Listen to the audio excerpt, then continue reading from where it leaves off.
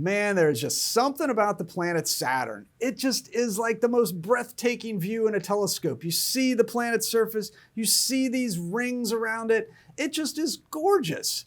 The rings of Saturn are one of the most breathtakingly beautiful objects in the solar system, and they're humongous. If we want to compare Saturn to the Earth, well, that's the Earth compared to us. So this is a humongous thing out there, and the rings are just so cool.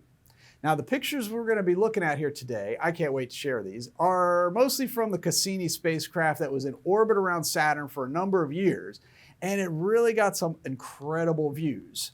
And so I thought tonight, you'd stay up all night and let's check out Saturn's rings.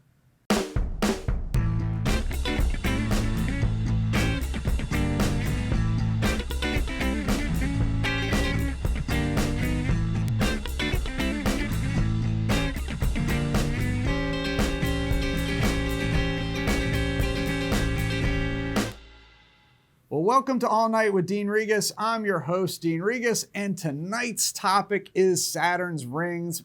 Man, I fell in love with Saturn the first time I looked at it through a telescope because I never really looked through a telescope when I was a kid, and then I got this kind of junky one, and as like a 20-something-year-old, and I like muscled it at Saturn, and you look at it and it just looks unreal. It just looks like this little fake cartoon-like little world with a ring around it.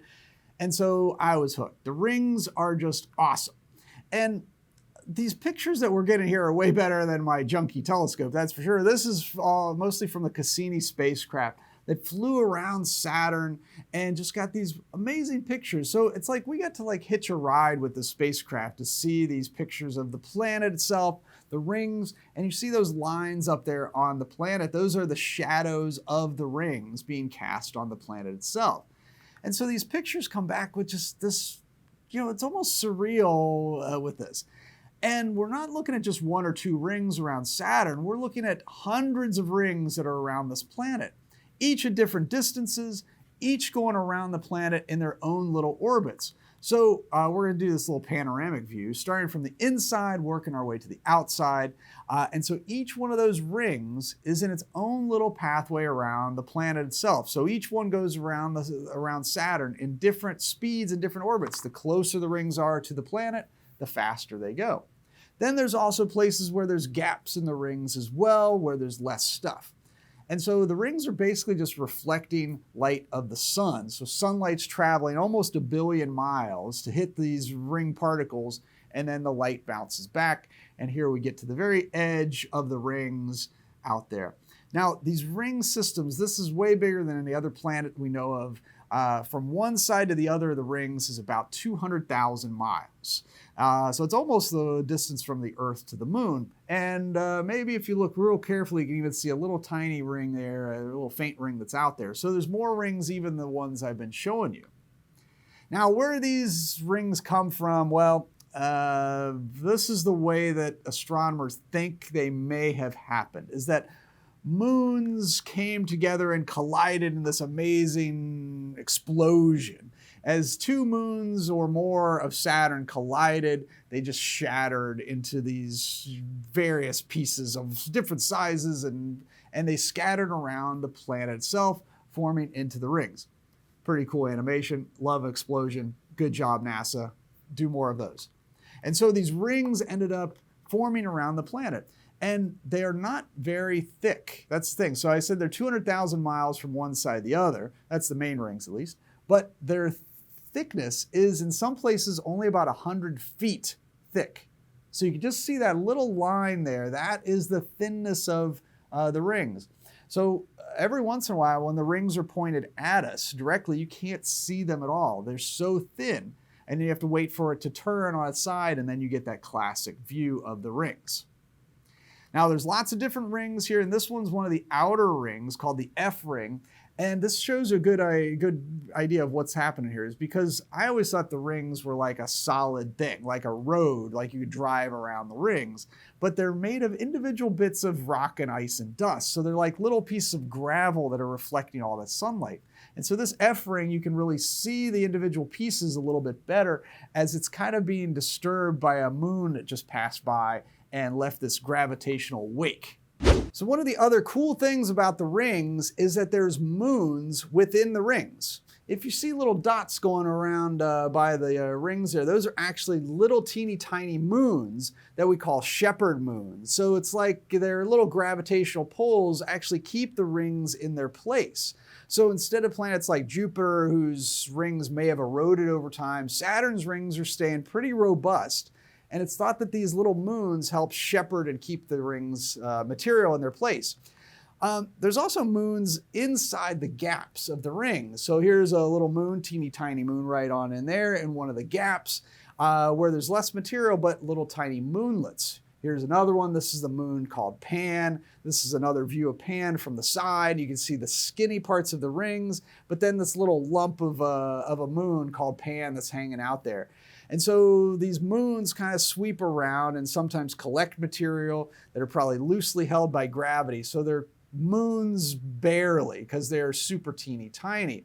And then you even have in some of the smaller gaps, you have some other moons like this one. And this one's nicknamed the wave maker because you can kind of see as it goes through, it casts this little wave of material as it's kind of pulling some of that ring particles into place.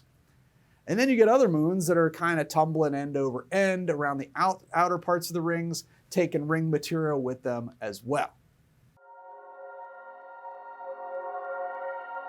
All right, so we got a really good Hey Dean question here for us this week about Saturn. I get this every once in a while. People ask me about moons. And so the question this week is, Hey Dean, what's your favorite moon?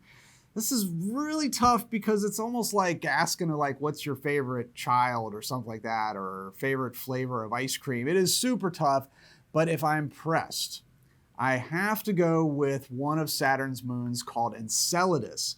Now this is a pretty teeny tiny moon, just a few hundred miles across, pretty frozen, pretty far from the sun, but yet stuff is happening on this moon. So you can kind of see this is in a false color picture, so they're kind of like making it look better than it really is. But in this false color picture, you see these blue streaks that are coming down the side. These are called the tiger stripes, and there's stuff happening there. Material is welling up and busting through the surface. And so this is another video, or kind of like an animated view of this taken by the Cassini spacecraft as it was flying around Enceladus. And you can see this material shooting out of those cracks. These are geysers of material shooting out of this frozen world, which isn't that frozen after all. So tidal forces are moving things around in there and create enough heat that, well, stuff can blast off the surface. Now, what is the stuff that's coming out? Guess what? It is, well, not all of it, but a lot of it is H2O. So water is shooting out of this moon a billion miles from the sun. That's like unheard of.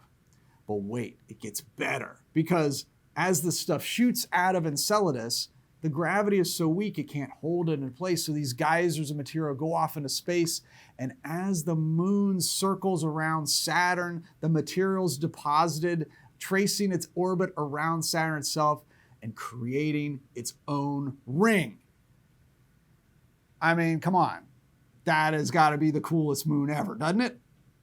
All right, final thing to wrap up our show about Saturn's rings is this picture taken by the Cassini spacecraft looking back at a silhouetted Saturn. So basically, Saturn is blocking the sun. The sun is in the very far distance, and you can see it lighting up the rings.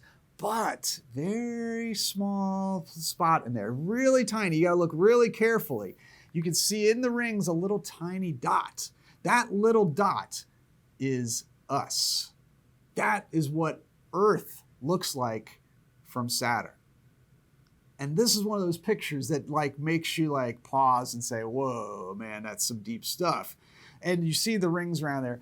Oh yeah, by the way, you see that really dusty one? That's Enceladus's ring too, which is pretty cool. And there is the Earth, little tiny dot where you are. Whew, man, makes, I don't know, put some stuff in perspective, that's for sure. I mean, it makes me really think about the vastness of the universe, all from this planet with this amazing ring system. So that's our show for today, Saturn's rings. I hope you liked it. If you do, hit like, subscribe, share, tell all your friends and family about the show, because we love talking about space here. And We love it when you stay up all night with us.